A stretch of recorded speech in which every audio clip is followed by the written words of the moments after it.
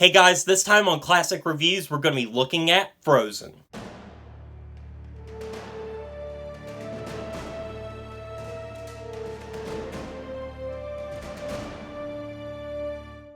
Frozen was directed by Chris Buck and Jennifer Lee and stars Kristen Bell and Idina Menzel and tells the story of Queen Elsa as she accidentally reveals her ice powers to the entire kingdom of Arendelle and soon goes into a self-exile after the entire kingdom ends up in an eternal winter. And so it's up to her sister Anna to go out and find her sister and hopefully set things right. Guys, when Frozen was released in 2013, I don't think anybody expected the impact that it would have on just everything. Guys, this was a film that not only just won at the box office, it won critically and it won the hearts of children around the world and has continued to this day. It is even getting a sequel, which is the reason why I am doing this review now. The sequel comes out in just a couple of days. I'm really looking forward to it, and I just wanted to go back and talk about this film because I have fond memories of this film and I haven't seen it in a long time, and I wanted to give my fresh thoughts. And overall, I still really love this film, guys. And it's crazy that this film has really gotten a lot of hate over the years, especially when it was initially released. I mean, people do love this film. I mean, there are a lot of people that love this film, but there has been a bunch of backlash for this film ever since its release. People saying that Tangled was better or stuff like that. Also, the fact that it was overrated, and I think a lot of it is just due to oversaturation of the brand of Frozen, which Frozen, if you don't know, it was everywhere in 2013 and going into 2014. It was so huge. You couldn't go anywhere without seeing merchandise, hearing the music, and I think people just overall just got a little burnt out and tired of it. And really, I mean, I didn't, but I haven't seen the movie in such a long time that I was really interested. And yeah, as I said, I really like it, so let's get started with the review. Guys, right off the bat, when watching this film, I was just taken aback by the beautiful animation, the beautiful snow, everything. The movie is a technical marvel and just one of the best looking Disney films in the past 10 years. This movie is absolutely gorgeous to look at, similar to like how Tangled was a beautiful looking film, and this film is also just very beautiful in the visual department.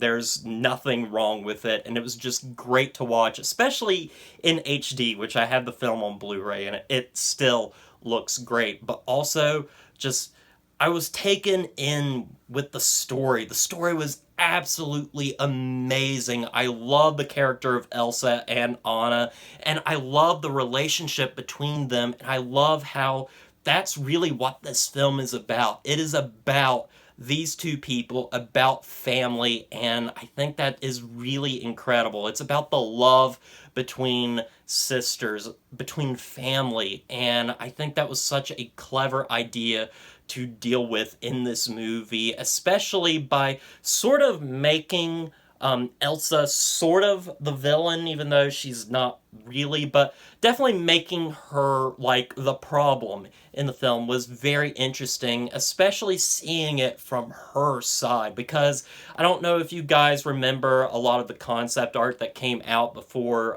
Frozen came out, basically, but it really did show that more Elsa was going to be the villain of the movie, much like in the way that the Ice Queen is the villain of the original story.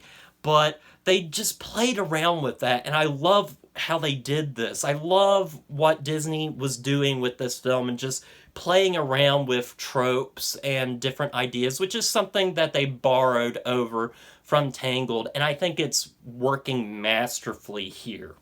And I can't talk about this movie without talking about the beautiful soundtrack and music of this film, which is absolutely gorgeous, and songs that will get stuck in your head, and they're all excellent songs. But I will say that I do prefer a lot of the music in the first half of the film as opposed to the second half of the film. The first half of the film really has music that is very character driven and really works, especially with, songs like, Let It Go or The First Time in Forever. Those are very powerful songs about the characters, whereas the rest of the film usually goes for a more comedic tone with its music, like Olaf's song as well as the song with the trolls. And I know that music is really good, but it's just not as powerful or impactful as the songs in the beginning of the film. But I understand why the more playful songs are there. But yes, the music is absolutely gorgeous in this film, and in fact, I know the big song of the movie is, of course, Let It Go, which is an incredible song, sung beautifully by Idina Menzel, but I'm not gonna lie, my favorite song in this entire movie is First Time in Forever. I just love that song. I love the longing that, Princess Anna has for, finally being outside and maybe finding the one, and I think that's really interesting, and I love what they do with her character, basically, just being a person that's shut in all her life, basically, and then she, finally gets out there and falls in love with the first person she sets her eyes on, which, of course, in the end, is not the person she should be going for, which I think is a good lesson for kids, for people that want to go into dating as well. But also, I just really like how naive she is, how she thinks, the first person she sees will be the one, and I think that's really clever, and of course it doesn't pan out well. And what I also love about this film is that the characters are extremely strong and just very solid. I love Queen Elsa and Princess Anna and all of them. They're just so great, and I love the depth that we get with them. And it does kind of disappoint in the terms of the villain department, where Hans is kind of one-dimensional, but I mean, I do like Hans to an extent and everything. I like the idea behind him, but there isn't much in the way of depth there for him. But I do like that they really focused on making our characters, our main characters, really three-dimensional characters, which is something that, earlier Disney movies really didn't have, but it's done here, and it's done wonderfully.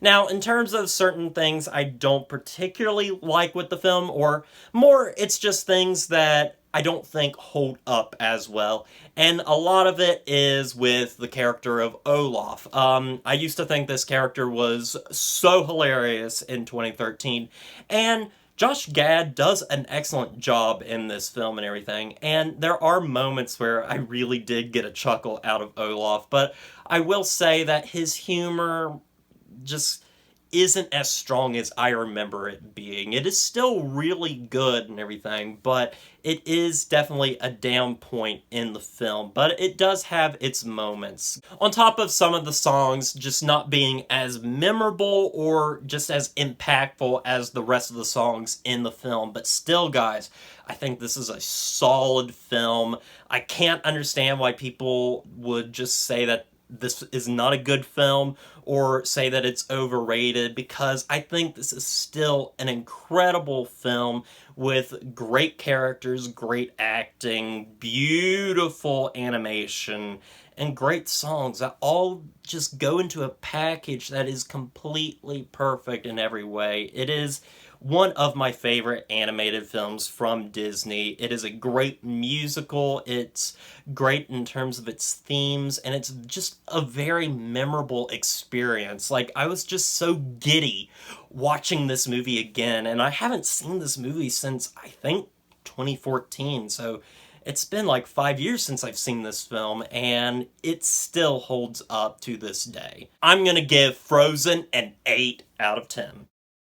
Well, guys, I hope you enjoyed this review of me looking back at Frozen. I hope you enjoyed this review, and I am really looking forward to Frozen 2. I hope it is just as entertaining as this one is, even if it may not be as good. I don't know, because, I haven't seen it yet, but I'm really excited. I'm excited to see these characters again, excited to see the new music, the beautiful animation, and I just can't wait, guys. But anyway, guys, that's all I got for you. So as always, don't forget to like, comment, and subscribe to the channel, and I'll see you guys in the next review.